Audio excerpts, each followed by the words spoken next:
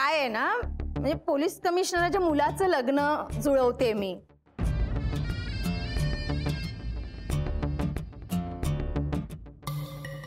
तर त्यासाठी चौकशी करत होते, दुसरं काही नाही. असू दे, चालू दे तुमचं. तुम्हा मोठ्यांमध्ये माझं काय काम. येते, नीट जा.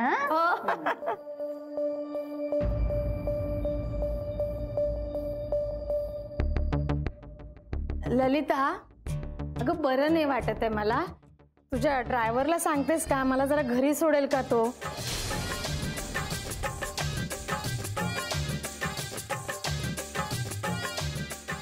का ग अशी विचारत का पडलीस? गाडी नाही आहे का बाहेर? नाही, मला दिसली नाही ग.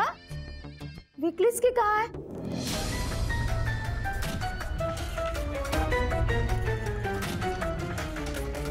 काय बोलताय बच्ची मावशी तुम्ही? रागवू नकोस ग. मी म्हटलं फर्निचर नाही का चेंज केलं होतंस तू मागे? ते इंद्रनीलचं लग्न ठरलं म्हणून बदललं होतं. तेच ग, म्हणजे मुलाच्या लग्नासाठी जुनी गाडी विकून नवीन गाडी घेण्याचा काही तुझा मानस असेल वगैरे म्हणून म्हटलं. अगं बाई, असं म्हणायचं होतं तुम्हाला? नाही, मी जरा चुकीचा विचार केला, सॉरी. हा नाही, गाडी इंद्रनील घेऊन गेलाय ना, त्यामुळे तुम्हाला घरापर्यंत नाही सोडता येणार. हो का?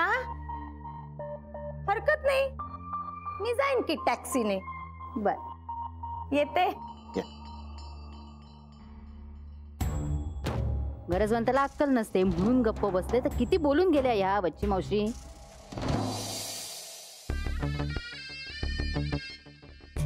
आज ललिताला मस्त कानकोंड केलं त्या क्षीरसागरांसमोर. असंच एक दिवस नाक रगडाला लावी ना, नावाची वत्सला नाही मी. खरा डोक्याला त्रास झाला, पण एक काळजी मिटली बाई. त्या क्षीरसागरांच्या मुलीशी नीलचं लग्न लावून देण्याचा काही विचार नाही ललिताच्या मनात. काय झालं? काय झालं? डोळ्यात काहीतरी गेलं. बघू. ठीक आहे, ओके ओके, थांब. डोळे उघड, डोळा उघड, डोळा उघड ना. अरे उघडत नाहीये तो. बंद केलास डोळा? उघड. नाही उघडत आहे. डोळा मिचकवू नको, थांब ना. फोन कर बरं दे मला. गेलं का? नाही नाही नाही नाही. अगं कुठे कुठे कुठे? इथे कॉर्नरला आहे, बघू. इथे हिला लावून ठेवलं नीलच्या मागे, पण मी नाही शिजू देणार हिची डाळ. या हत्तीच्या पिल्लाच्या कानात मुंगी बनून शिरले ना, तर पळता भुई थोडी होईल हिला. डायरेक्ट अमेरिकेतच जाऊन थांबेल.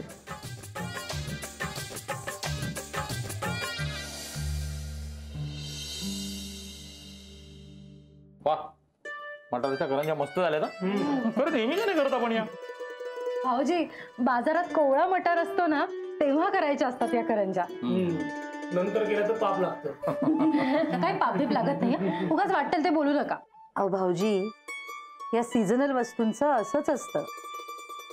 त्या दिवसातच करून खायच्या असतात. म्हणजे कणसाची भजी, मटारच्या करंज्या आणि ऋषीची भाजी पण. तिला आता ऋषीची भाजी आठवली. एरवी देवाला नमस्कार करायचं नाही आठवत. धार्मिक कारणासाठी नाही खात मी ती भाजी. अगं ती भाजी तब्येतीसाठी चांगली असते. नो ऑइल, नो मसाले, फक्त भाज्याच भाज्या. अगं आपल्या सगळ्यांनाच आवडते ती भाजी.